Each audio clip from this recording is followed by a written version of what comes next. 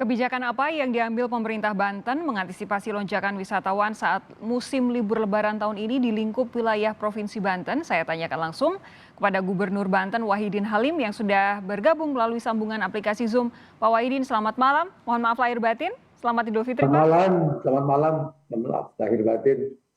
Pak Wahidin, ini jadi kalau dilihat di beberapa wilayah, tidak hanya di Banten ya, di DKI Jakarta seperti itu, di Jawa Barat juga seperti itu, Banten juga ada beberapa tempat wisata yang seperti itu, penuh dengan para wisatawan, meskipun itu lokal tapi banyak sekali jadinya berkerumun padat. Kebijakan apa yang sudah Anda ambil atau akan Anda ambil untuk mengantisipasi lonjakan wisatawan? Karena masih ada beberapa hari lagi nih kalau di beberapa perusahaan yang memberikan jeda waktu libur untuk karyawannya. Ya, wisatawan yang datang di Banten itu ternyata kemarin hampir 100.000 lebih ya, Hmm, yang tidak bisa kami kontrol dan kami tidak bisa melakukan protokol kesehatan. Karena itu ada di sepanjang pantai 561 km. oke. Jadi bukan ruangan atau pantai yang sangat terbuka, dan tidak hanya bagi wisatawan lokal atau bagi penduduk Banten, tapi juga datang dari Jabodetabek dan sekitarnya. Kalau kita bisa asumsikan bahwa ketika Jakarta tidak boleh mudik, berarti ada 11 juta warga Jakarta Ya, yang tetap tinggal di Jakarta. Ditambah dengan 11 juta warga Banten yang juga tidak mudik, berarti memang mereka tinggal tetap berada di Banten. Kalau kita lihat asumsinya sekian persen untuk datang wisatawan, memang agak berat bagi pemerintah Banten. mm-mm. Karena kita susah untuk melakukan penertiban, termasuk penyekatan. Kenapa disekat? Karena pantai itu penuh, sudah sangat penuh, membludak, dan tidak bisa lagi ada jaga jarak, pakai masker dan Ya. sebagainya. Jadi untuk Ya, saya saat kira ini, itu melanggar protokol kesehatan. Sehingga langkah kami adalah, ya kami tutup hari ini. Hari oke. pagi kami tandakan ditutup. Penutupan Ya, akan silakan Mbak. sampai kapan, Pak Wahidin? Kalau kami sih kemarin sepakat sampai 30 Mei, tapi kami akan siap untuk kami evaluasi dari hari ke hari, dari waktu ke waktu perkembangan. Dan tentunya kami akan lakukan testing, tracing, dan penelusuran. Kami ingin tahu juga apakah dengan peristiwa kemarin dengan membludaknya wisatawan akan juga terjadi Mm-mm. tren peningkatan penyebaran virus 19, karena berdasarkan evaluasi kami tahun lalu Lebaran memang cukup signifikan Ya, ya, peningkatannya. ya. Tadi Apalagi silakan, Pak Wahidin. apalagi Banten itu udah zona kuning sebetulnya. Mm-mm, mm-mm. Saya kira ini yang perlu dilakukan upaya-upaya seperti itu. Terima kasih. Pak Wahidin begini, tadi Anda bilang masih akan dievaluasi soal penutupan ini, tapi paling tidak saat ini direncanakan penutupan sampai 30 Mei. Apa alasannya, apa landasannya dipilih 30 Mei? Ya karena berdasarkan pertimbangan kita kemarin, kalau ini dalam waktu minggu ini kita buka, saya akan melihat akan tetap terjadi kerumunan yang luar Ya, biasa. ya, ya. Makanya kami ancang-ancang prediksi pada tanggal 30 Mei itu kan aktivitas masyarakat juga sudah sibuk dengan pekerjaan masing-masing dan lain sebagainya. Begitu juga aktivitas ekonomi lain. Saya kira sebagaimana sebelum ditutup, sebelum beberapa waktu yang lalu setelah pasca Lebaran itu biasanya seminggu sudah mulai agak reda. Tadi misalnya masih ada, tapi masih bisa terkontrol dan dalam jumlah yang relatif jauh lebih sedikit dibanding Oke, kemarin. oke. Jadi penutupan mulai hari ini, tapi Pak Wahidin seberapa yakin penutupan tempat wisata ini akan efektif mencegah kerumunan wisatawan yang berisiko menularkan COVID-19? Kalau risiko kan bagaimana ahli epidemiologi sekarang sudah memperkirakan akan menjadi lahan dan tempat transmisi adanya penyebaran. Kalau begitu banyak orang berkerumun, begitu orang banyak tidak pakai masker, itu kemungkinan besar akan terjadi. Walaupun akan Oke. kita buktikan minggu depan, Ya, ya. kami akan lakukan testing dan tracing. Tapi hari minggu ini tentunya kami lakukan berbagai upaya, termasuk pemantauan di lapangan. Apakah masih terjadi tren orang untuk datang ramai-ramai ke pantai atau tidak? Tapi paling tidak minggu ini akan kita evaluasi. Pak Wahidin, kalau ada penolakan dari pengelola objek wisata atas keputusan penutupan objek wisata, tanggapan Anda apa, Pak Wahidin? Ya kita kan selalu Pak Presiden bilang utamakan kepentingan umum. Utamakan kepentingan umum ada di atas segalanya, dari kepentingan pribadi, golongan, atau kepentingan kelompok tertentu atau komunitas. Saya pikir ini kan apapun yang kami lakukan ya harus tegas.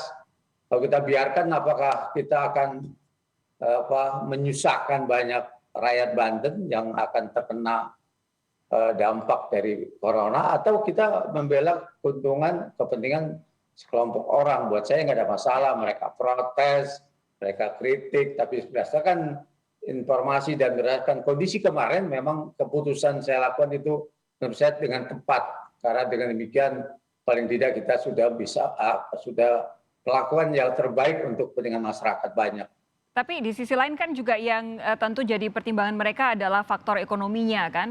Kalau tidak ada wisatawan, otomatis di area wisata itu juga ekonominya tidak bergerak.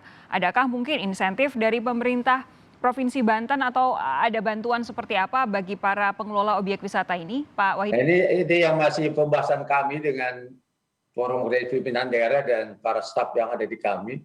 Kami sudah mencatat, kami juga sudah mendata berapa banyak sih masyarakat yang berapa banyak sih pedagang kaki lima yang di situ, dan tentunya akan kita melihat dari si anggaran maupun peraturan yang ada. Tapi sementara memang kami lakukan dengan pertimbangan sangat-sangat sulit, ya kami lakukan penutupan. Itu salah satu jalan, saya kira satu cara, walaupun kami tahu juga tidak menguntungkan, tidak mudah dan menyakiti rakyat kami, sebagian rakyat kami yang memang banyak berharap dan bergerak di perdagangan itu sendiri. Pak Wahidin, itu menjadi pertimbangan sulit buat kami. Pak Wahidin, begini, hari ini ada video yang sangat viral di media sosial. Ini ada warga yang mengamuk bahkan sampai memaki-maki petugas hanya karena tidak terima diputar balik saat ingin menuju ke tempat wisata Pantai Anyer. Ini menarik. Karena ada yang sampai sebegitu emosionalnya ketika diputar balik oleh para petugas. Tentu ini ada alasan kan kenapa tidak boleh datang ke Pantai Anyer. Pasti juga untuk kepentingan dan kesehatan diri sendirinya juga begitu. Tapi bagaimana cara pemerintah Provinsi Banten memastikan wisatawan yang menuju ke wilayah Banten untuk berwisata itu benar-benar bisa dicegah, Pak Wahidin? Saya pastikan bahwa itu bukan warga Banten, yang pertama. Ya. Kedua, marah-marah itu di mana aja sekarang malah sering terjadi. Masyarakat begitu emosional. Okay. Saya juga bisa memahami perasaan yang bersangkutan. Karena dalam lingkungan keluarga saya juga, cucu saya, anak saya juga udah terlalu lama juga jenuh. Tapi ya karena kita harus prioritaskan kepentingan umumnya.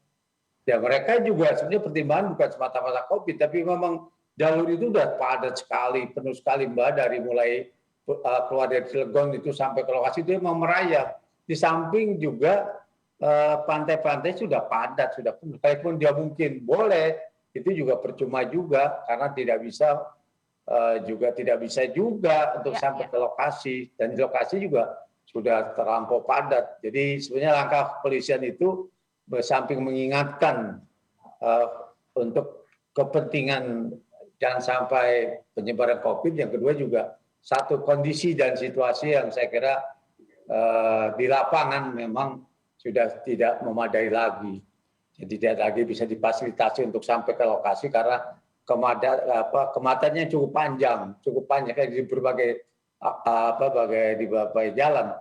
Dan masyarakat yang datang wisatawan lokal itu mereka tidak sempat terdeteksi karena melalui lorong-lorong gang-gang kecil dan mereka biasanya melalui jalan-jalan tikus tadi.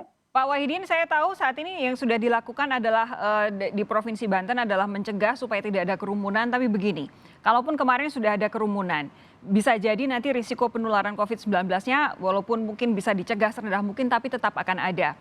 Kita tentu tidak berharap apa yang terjadi di India terjadi di Indonesia, tapi paling tidak kita harus berusaha, kita harus berikhtiar. Apa yang sejauh ini sudah dilakukan pemerintah Provinsi Banten untuk mengantisipasi itu? Apakah sudah ada penambahan misalkan kapasitas di rumah sakit, tambahan area untuk isolasi mandiri, atau mungkin juga penambahan alat-alat kebutuhan rumah sakit? Sudah ada itu, Pak? Perlu Mbak ketahui bahwa Banten itu urutan ke-16, Pak. Yang paling rendah di Jawa. Tingkat penularan termasuk tingkat kesembuhan. Ini artinya apa? Sosialisasi yang kami lakukan cukup efektif, termasuk juga penyediaan fasilitas rumah sakit. Dan sekarang ini cuma 42% tingkat hunian di rumah sakit. Jadi jauh tidak ada turun penambahan, dibandingkan beberapa bulan yang lalu. Kami siapkan 3.762 kamar dari 130 rumah sakit yang semua standby dengan berbagai fasilitas, pelayanan kesehatan, tenaga dokter dan lain sebagainya. Ini penambahan baru atau memang sejak awal jumlahnya segitu, Pak? Apa? Ini penambahan baru atau sejak awal jumlahnya memang sebegitu? Rumah sakit? Ya. Dari awal. Oh, dari awal ya? Nah, kita belajar pada tahun lalu, Lebaran tahun lalu terjadi pelonjakan sampai 100%. Nah, kemarin kami saat di malam sampai nggak bisa tidur, jangan-jangan ini akan terjadi lagi lonjakan yang luar biasa. Ya, kami tidak mampu ada penambahan apa yang sudah dilakukan Provinsi Banten? Apa? Penambahan apa yang sudah dilakukan Provinsi Banten? Apakah atau mungkin dengan angka yang ada saat ini dianggap sudah cukup? Kalau dengan kasus yang sekarang yang trennya menurun, kami anggap sudah cukup. Karena dilakukan oleh Bupati, Wali Kota juga cukup efektif. Dengan rumah singgah, dengan memperkuat pelayanan, terus juga rumah sakit juga ditambah, ruang-ruang isolasi juga diperbanyak. Ini kerja-kerja Bupati Wali Kota di Banten cukup bagus, cukup efektif. Kita tentu berharap. Kami khawatir dengan adanya peristiwa kayak kemarin, ratusan ribu datang, ya ini yang mengkhawatirkan kami. Ya, kita tentu berharap apa yang sudah dipersiapkan nantinya akan memadai untuk kemungkinan terburuk. Semoga tidak terjadi, tapi kita harus bersiap semuanya. Pak Wahidin, terima kasih Mbak doanya. Terima kasih sudah bergabung bersama kami malam hari ini. Sehat terus.